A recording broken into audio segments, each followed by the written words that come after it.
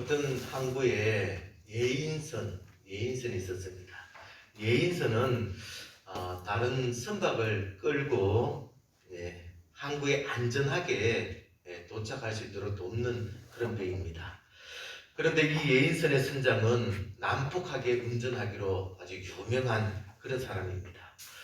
이 예인선이 배를 끌 때마다 다른 배를 들어받기도 하고요. 배 안에 서 있던 선원들이 쓰러지기도 하고 물건들이 깨어지기도 했습니다. 그래서 선원들은 이 예인선을 폭력배 이렇게 불렀습니다. 선장들은 다른 예인선을 구할 수 있다면 다른 예인선을 구하죠. 거의 이 예인선을 쓰지를 않았습니다. 그러던 어느 날 어떤 배 한 척이 예인선의 도움을 받아야 되는데 다른 배를 구하려고 했지만 구할 수 없었어요. 이 폭력배라는 별명을 가진 이 예인선밖에 없었습니다. 그래서 단단한 각오를 하고 이 폭력배 예인선에 요청을 했습니다. 그런데 이번에는 아주 이상하게 부드럽게 접근하는 것입니다. 예전 같으면 매너 없이 또 난폭하게 배를 접선하고 이제 깨트리고 부딪히고 이렇게 했을 터인데 이번에는 아주 예의 있게 접근해서는 아무 물건도 깨트리지 않는 거예요. 아주 부드럽게 안전하게 항구로 이끌어가는 것입니다. 이상해서 이제 끌려가던 이 배의 선장이 예인선 선원에게 물어봤습니다. 이번에는 도대체 왜 이렇게 바뀌었느냐? 이 배가 왜 이렇게 바뀌었느냐? 라고 물으니까 그 선원들이 대답하기를 선장이 바뀌었습니다. 예전의 배가 아닙니다. 이제부터는 최고의 예인선이 되겠습니다. 이렇게 이야기하는 거예요. 여러분, 선장이 바뀌면 배가 바뀝니다. 배가 바뀌면 주변 사람들이 또 행복해집니다. 여러분, 배의 선장이 바뀌면 이런 변화가 일어나는데 우리 인생의 주인, 우리 인생의 선장이 바뀌면 어떤 변화가 일어나겠습니까?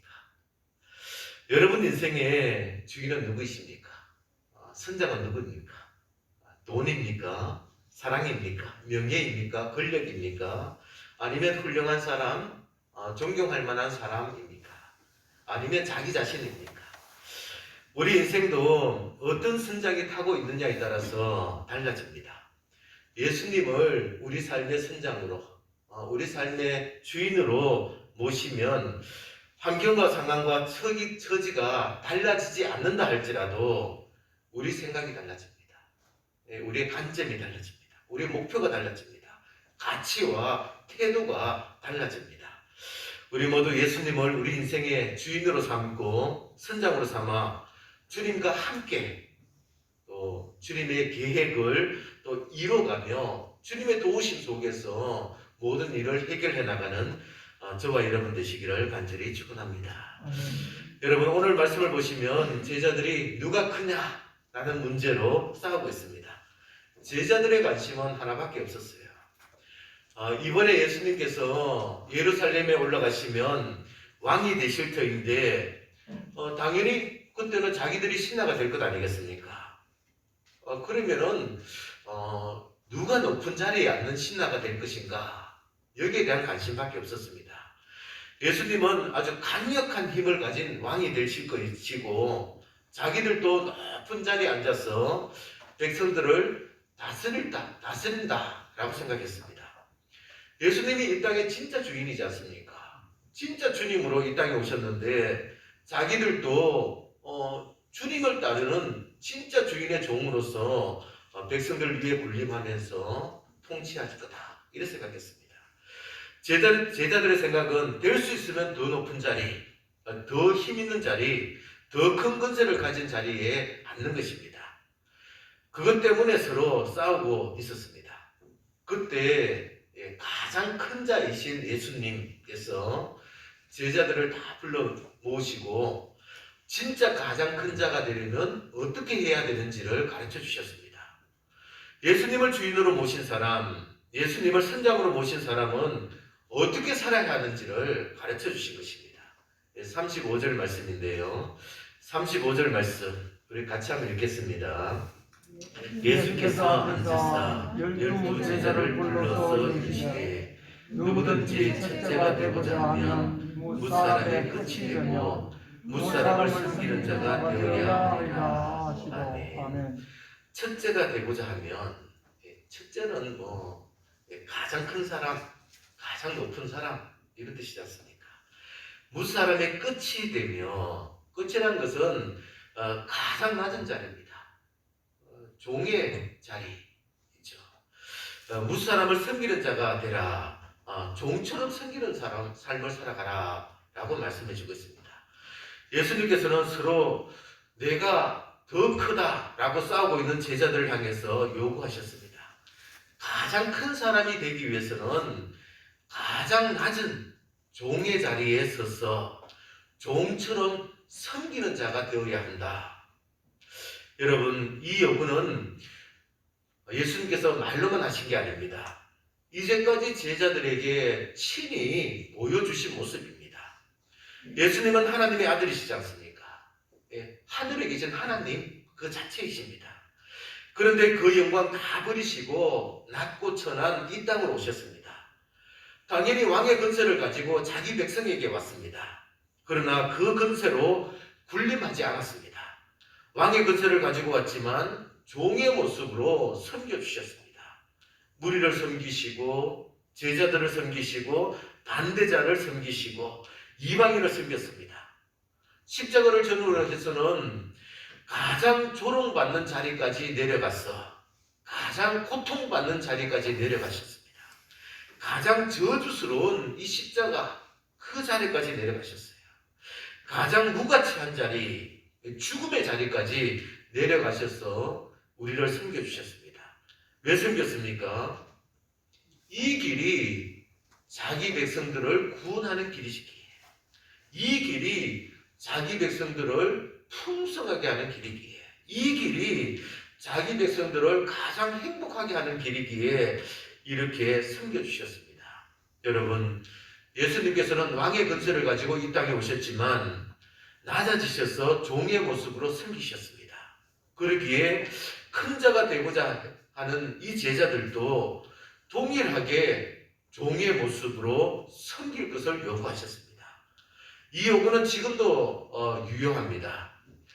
예수님의 제자가 되어 제자의 삶을 살고자 하는 사람들에게, 또 예수님을 주인으로 삼고 주님의 다스림을 받기를 원하는 사람에게 지금도 유효한 것입니다. 우리도 무사람의 끝에 서야 합니다. 무사람을 섬기는 자가 되어야 합니다. 그럴 때 하나님 나라에서 첫째, 큰 자가 되어지는 것입니다. 그런데 여러분, 우리는 여기에서 두 가지를 좀 생각해 보셔야 됩니다. 첫 번째는 어린아이와 같이 연약한 사람이라도 예수님처럼 영접하고 섬겨야 한다는 사실이에요.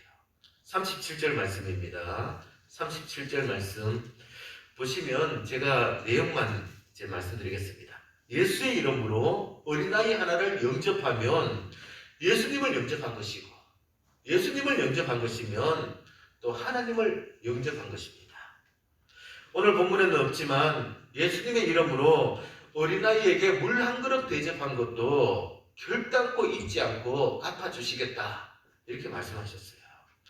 여러분, 예수님의 이름으로 약한 자를 높여준다고 해서 그 사람이 우리에게 해줄 수 있는 것은 아무것도 없습니다.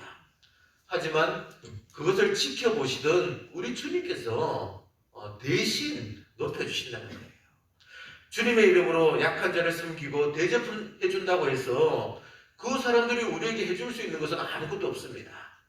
하지만 그것을 지켜보시던 우리 주님께서 대신하여 대갚아 주시겠다는 것입니다. 그러기에 누구를 만나든지 특히 연약한 자를 만났을 때 주님을 영접하고 또 섬기듯이 대해야 합니다.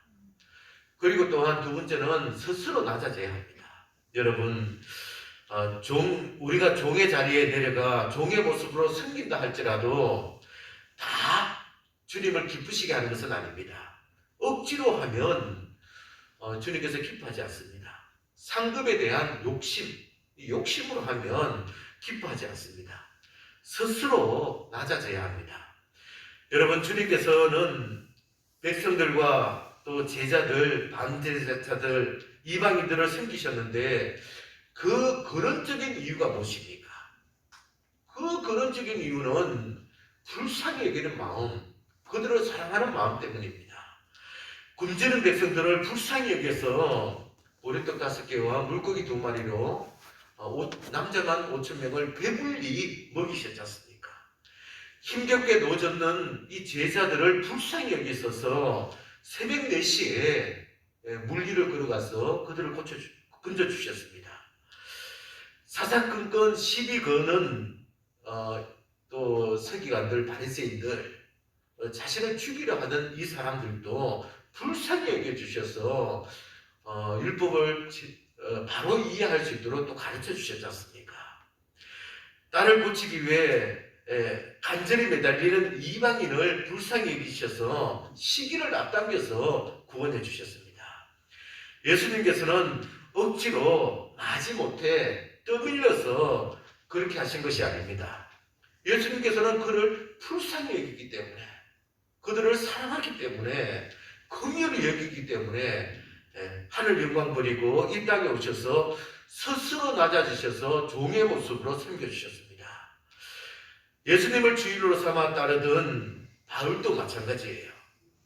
고린도전서 9장 말씀을 보시면 우리가 먹고 마실 권리가 없겠느냐, 우리가 다른 사도들과 주의 형제 또 게바처럼 아내를 데리고 다닐 권리가 없겠느냐, 어찌 나와 바나바만 일하지 아니할 권리가 없겠느냐, 이렇게 말합니다. 다 있다는 거예요.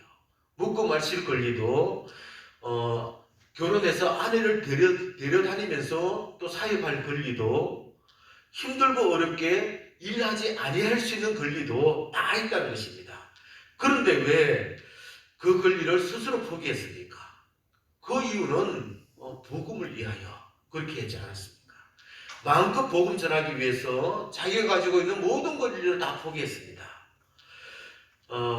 이렇게 해야 또 진짜 상급이기 때문에 그렇게 했습니다. 무조건적인 사랑, 무조건적인 헌신, 이게 진짜 상급 아닙니까? 그래서 바울은 18절에서 다시 이렇게 고백합니다. 그런즉 내 상이 무엇이냐? 내가 복음을 전할 때 값없이 전하고 복음으로 말미암아 내게 있는 권리를 다 쓰지 아니하는 이것이로다. 여러분, 바울은 복음을 위하여, 주님을 위하여, 이웃을 위하여 자신에게 주어진 권리를 다 사용하지 않았습니다. 오히려 그 권리를 포기하고 스스로 낮아졌습니다. 우리도 우리가 가지고 있는 신분 스스로 내려놓고 낮아져야 합니다. 우리가 가지고 있는 권리 스스로 내려놓고 낮아져야 합니다.